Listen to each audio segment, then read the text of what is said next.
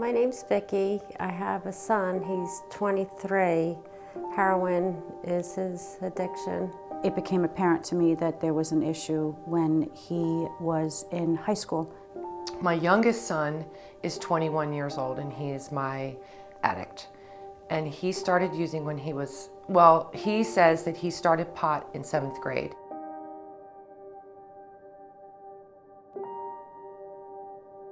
And I just remember, being at the gym, and my husband called me and said, we have a problem. And he had drug tested Drew, and he tested for opioids. And I'm like, what's an opioid? And he said, heroin. And I just died.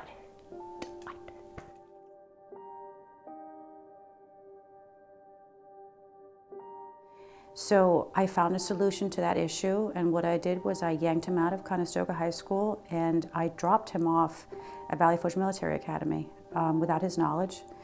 And seemingly that went well for about a year. But when he was 16 years old, he came to me and he told me that he wanted to go to treatment because he started to use painkillers.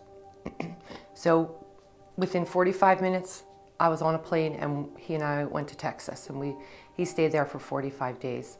I guess, going through high school and, having run-ins with the law, he had a couple little things which, looking back in retrospect, I probably should have been more on it, but you just think, oh, it's a teenage boy thing. It's nothing. It's part of growing up.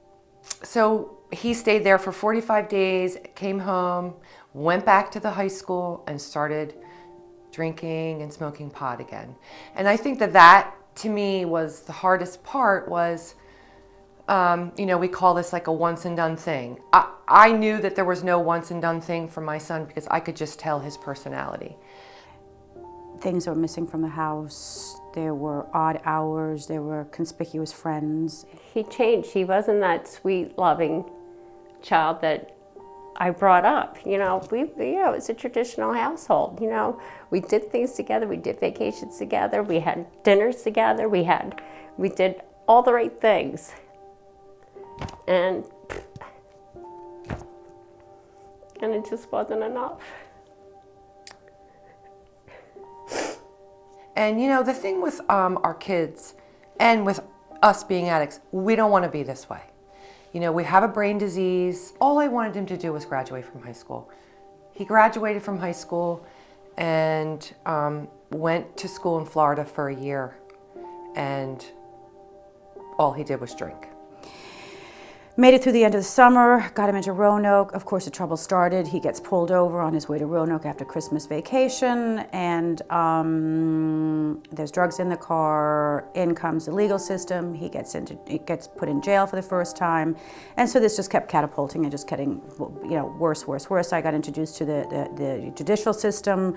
I'd never heard of a bail bondsman before. All of a sudden, I became an expert on, how to wire money and transfer money, and watch my son cry, and it really wasn't his fault. It was a mistake, and he was going to be better, this, that, and the other.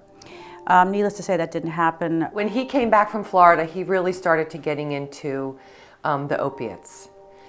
Stealing from his friends, stealing from us. All my jewelry is gone. But it was better for me that he was outside the house, so I wasn't thinking so much about where is he, what's he doing, why isn't he answering his phone, why isn't he answering this text, where is he? He came back home and he knew my husband wasn't home, and he knew I was the weakest link. I was the biggest enabler of all, and he knew. And I just remember what everybody was telling me, I'm loving him to death, and stop enabling him, and he's gotta go. I think the straw that broke the camel's back was the time when he was pacing back and forth in our kitchen and saying, Mom, don't worry, they're coming to kill us, but I've got a gun and I'm going to protect you so nothing's going to happen to you. And his mom, can I come back, live at home? And I told him no. And he said, can I live in the car in the driveway? And I said, no. And he's like, what am I going to do? And I'm like, I don't know. And then he said, maybe I should go to rehab.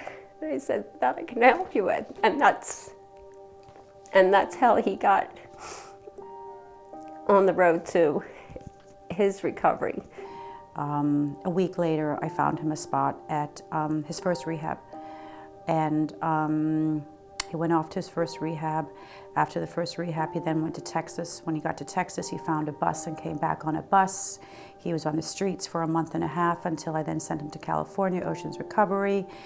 And this just went on and on with some semblance of recovery, 4 months here, 6 months there, lying, continuing to deal drugs. He ended up back in jail again for 2 weeks. And that's just the way the story was. At one point, he was in 7 treatment centers in 4 months. So he would go to a treatment center, he would stay for a little bit, find somebody maybe there, and then he would run from the treatment center. So the worst part for me at that point was I would get the phone call, he's gone. And I wouldn't know where my son is. My heart was always racing. I used to say to my sister, my heart just hurts. And there was times where I'd be driving to work and I'd have to pull over on the side of the road because I could not breathe. And so far it's been 15 months, but going through all this, it's such a traumatic experience that you always feel like this shoe's gonna drop because drugs are all over the place. I was blessed to be sober when my son was at the worst of his addiction, because had I not, it probably would have catapulted me down to a near-death experience. And I finally realized that I cannot do anything for him. And all the treatment center therapists would say, you have to take care of yourself. You have to take care of yourself. And I thought, oh, they're right. And that is how I got through all that. I just turned to my higher power and I just said, you take my son if you want him to live or if you want him to die. I accept however you want. And I would have to say, ever since that day, I'm a different person. They were so saying that you can love your child to death, and your child can die in the bedroom.